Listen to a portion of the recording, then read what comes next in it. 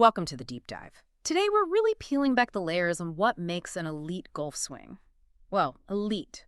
Forget the random tips. We've gone through a ton of research, expert notes, the works, to find the exact movements separating pros from the rest of us. We're zeroing in on what our sources are calling 100% trackers. Think of them as these universal key positions, measurable things you see in basically every top golfer, everywhere. That's right. And these trackers, they aren't just, random poses. They're really the foundation, the absolute bedrock of a swing that's powerful, sure, but also repeatable and stable under pressure. It's what clearly distinguishes the pros from amateurs. You can literally see it.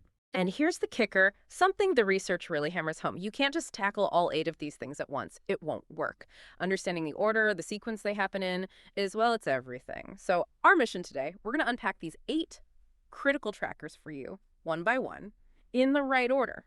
Give you that roadmap. Okay, let's fire up the engine. Tracker number 1, the kinematic sequence. Our sources call this the ignition key of the swing. Picture like a perfectly tuned symphony orchestra. Exactly. What the data shows, consistently, is this very precise order. First, the hips initiate the downswing, then the chest follows, then the arms, and finally the club itself comes through. Think of it like cracking a whip. The energy builds smoothly, flows from the ground up, through the body, right into the club head. That's how you get that explosive power that looks almost effortless, But what do amateurs often do? They yank down with the arms first. Total opposite.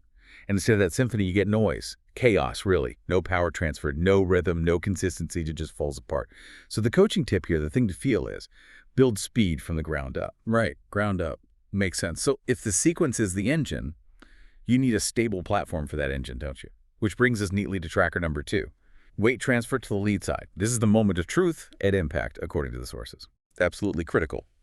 The research is clear. At impact, a pro's weight is firmly anchored into that lead leg, like a tree digging its roots deep into the ground. Right. You need that stability. It's not just for balance either. It's essential for delivering power through the ball and, importantly, controlling the club face. You see amateurs hang back on the trail leg all the time. And what happens? It's like trying to hit out of a sandbox, You dig in, you hit it thin, you hit it fat, or the ball just goes nowhere because there's no leverage. So the practical advice, the feeling you want is press into the lead foot as you strike the ball. Okay, anchor that lead leg. Got it. So stable base, correct sequence.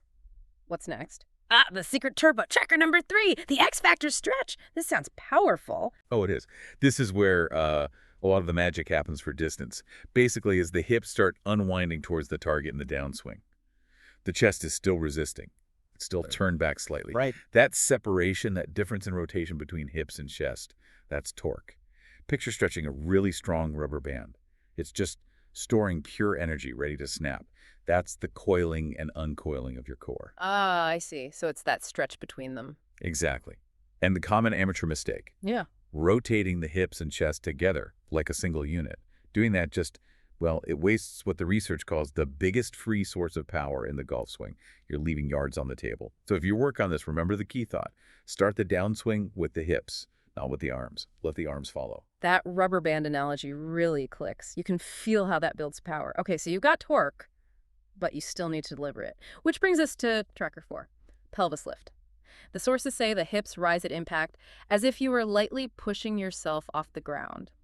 Interesting. Yeah, and it's important to clarify this bit. It's not like you're consciously trying to jump, okay? It's more of a natural reaction, an explosive straightening of the legs through impact. This upward push helps you use the ground for leverage. It delivers balance, stability, and it channels that power right into the golf ball. So it's a consequence of the right movement, not the goal itself. Pretty much. But if the pelvis stays too low or if it tilts the wrong way, the energy flow gets blocked. The swing feels heavy, kind of stuck, inefficient. You lose power and that nice high flight. So the coaching thought, the image, is imagine making a small jump as you strike the ball. It encourages that upward thrust. Okay, harnessing ground forces makes sense. We've covered a lot of the power sources. Now, refining impact, the head. Tracker number 5, head movement at impact. Keep it steady, like your calm center in the storm. It's fascinating, right? Your body's rotating like crazy, but the head needs to stay relatively stable. Crucially, it should be slightly behind the ball at the moment of impact. This anchors your swing axis.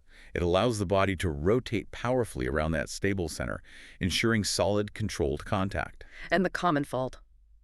Oh, looking up too soon, everyone will see where the ball went. But lifting the head early, it just ruins everything. Your strike quality, the pressure you apply, your control, it all goes out the window because your swing center shifts. So the discipline, the coaching cue is simple but hard. Keep your eyes behind the ball until your right shoulder touches your chin. Wow, until the shoulder hits the chin, that really keeps you down through it. It does. It forces you to complete the rotation. Okay, stable head.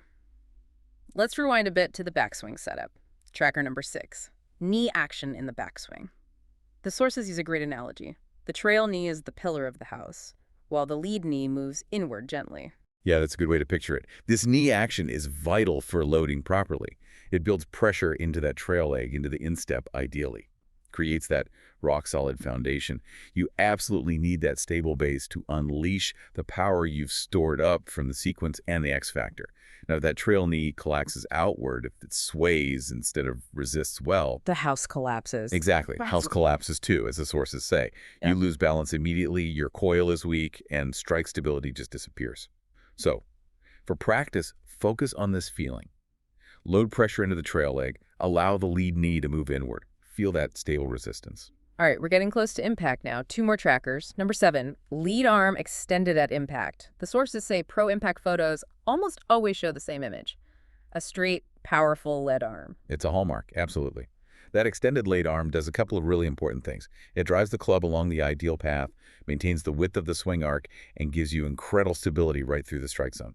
Precision comes from that width. And the opposite, a bent lead arm. That's the classic chicken wing. It dramatically shortens your swing arc, leads to really weak contact, and just destroys any hope of consistency. It's one of the most visible differences between good ball strikers and, well, less good ones. So the feel, the goal is clear. Keep the lead arm long and stable through the strike. Long and stable. Got it. Okay, final piece of the puzzle, the one, as you said, the difference is maybe most obvious. Tracker number 8, shaft lean, that forward shaft angle at impact. Okay. Yes. This is where you really see the compression. It's how the pros achieve that beautiful impact position. At the moment of strike, their shaft is leaning forward towards the target. The hands are clearly ahead of the club head. This allows them to compress the ball against the turf properly. It's not just about looking professional. It creates that sound, right? Oh yeah, that solid, crisp, penetrating strike. The ball comes out lower, spinning. It feels like pure magic. Amateurs so often do the opposite. They try to help the ball up, they flip their wrists, the shaft is vertical or even leaning back. And that just leads to weak shots. Thin, fat, scooped, no compression, no power. The pros hit down and through, with the hands leading. So the final coaching tip is absolutely crucial. Hit the ball with your hands in front of the club head. Wow, okay, so there we have it, 8. 8 universal checkpoints, really. It feels like a genuinely clear, structured roadmap from the sources, measurable things. Exactly, and the key thing to remember is these aren't just preferences or styles. These are the fundamental mechanics you see consistently in the world's best players. Understanding them, I think, really empowers you. You know what to work on, and crucially, why it actually matters for hitting the ball better. Definitely empowering. It makes practice seem less random. So here's something to chew on until our next deep dive. Given that these fundamental movements are so key for both power and consistency, what does that really tell us about how deliberate practice, working on these specific mechanics, meshes with the natural explosive athleticism? You also need to master something as complex as a golf swing. Where does technique meet talent? Something to think about.